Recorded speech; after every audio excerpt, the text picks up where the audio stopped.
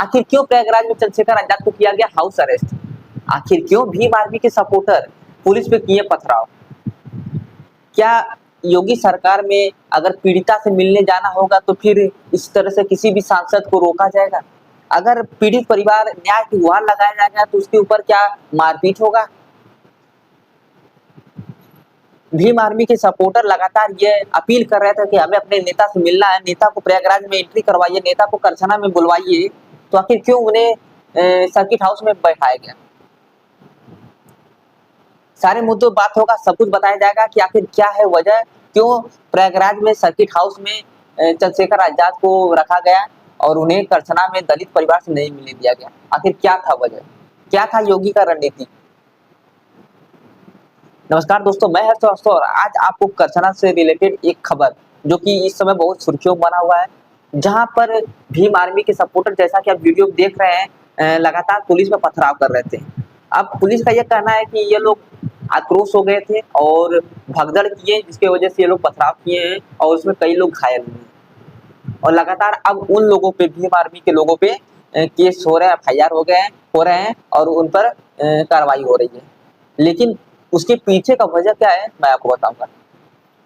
दरअसल बता दूं, 29 तारीख को ये जो मामला है, 29 जून का है और 29 जून को चंद्रशेखर आजाद जो है करछना में इसौटा गांव है, वहां पर पीड़ित परिवार से मिलने जा रहे थे।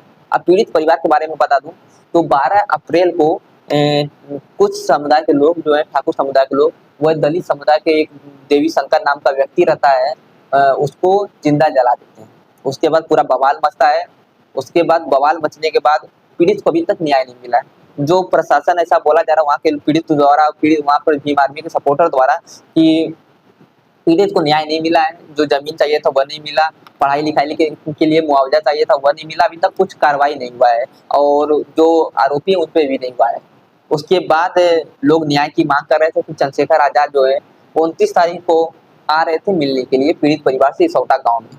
लेकिन जब वो एयरपोर्ट पे उतरे उसी समय उन्हें जो है हाउस अरेस्ट कर लिया जाता है। वहाँ पर प्रशासन पहुंचती है और बोलती है कि सर आप नहीं जा सकते हैं, कुछ प्रॉब्लम है, जैसे लोग अपना कानूनी नियम बताते हैं, उस वजह से अभी आप नहीं जा सकते हैं, कुछ टाइम तक आप रुकिए, उसके बाद आपको जाने का मौका दिया जाएगा, आप तब जाइएगा, अभी कुछ टाइम तक रुक जाइए, कोई दिक्कत है।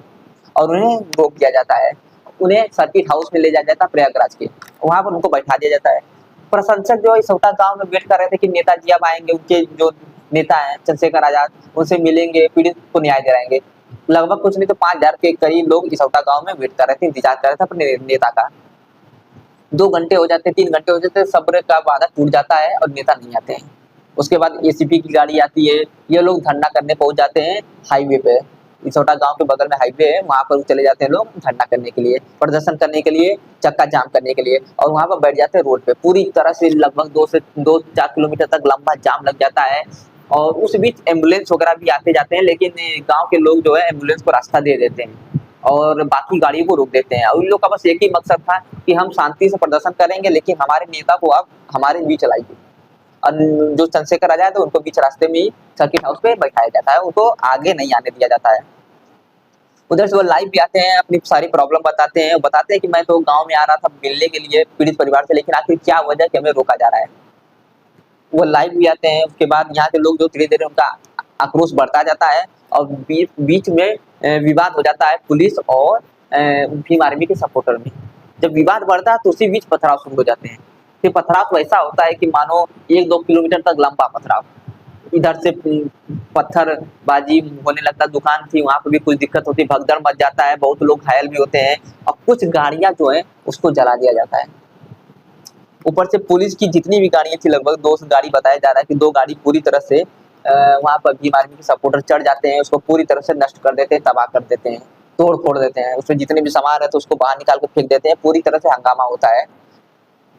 उस वक्त ज्यादा पुलिस कर्मी नहीं थे। उसके बाद STF की टीम वगैरह भी आती है और फिर उन्हें दबोचा जाता है, उन्हें पकड़ा जाता है। जो भी वीडियो CCTV में आते हैं या फिर वो पुलिसकर्मी बनाए रहते हैं, उसको उसके माध्यम से लोगों को अब पकड़ के लेके जाया जा रहा है। ऐसा अभी तक सुबह तक, ये जब मैं वीडियो बना रहा था तब तक सूचना आता है कि 50 लोग पकड़ा गए हैं, बाकी कुछ लोगों पे FIR भी दर्ज हुआ है और धीरे-धीरे सूचना मिल रहा है कि और लोगों पे कार्रवाई होगा।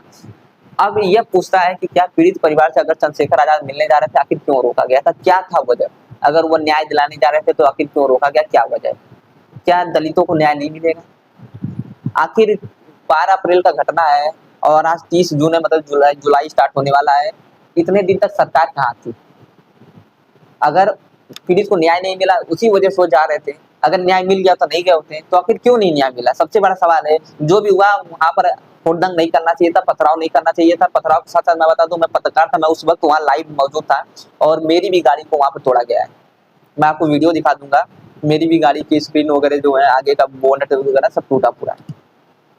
मुझे खैर उसकी परवाह नहीं है, गाड़ी टूटी है, कोई दिक्कत नहीं है। बहुत सारी गाड़ियां वहाँ जला दी गई हैं और बहुत सी गाड़ियों को वहाँ पर नाले में फेंक दिया गया है। उसके साथ साथ पुलिस की पूरी गाड़ी को चकनाचूर कर दिया गया है।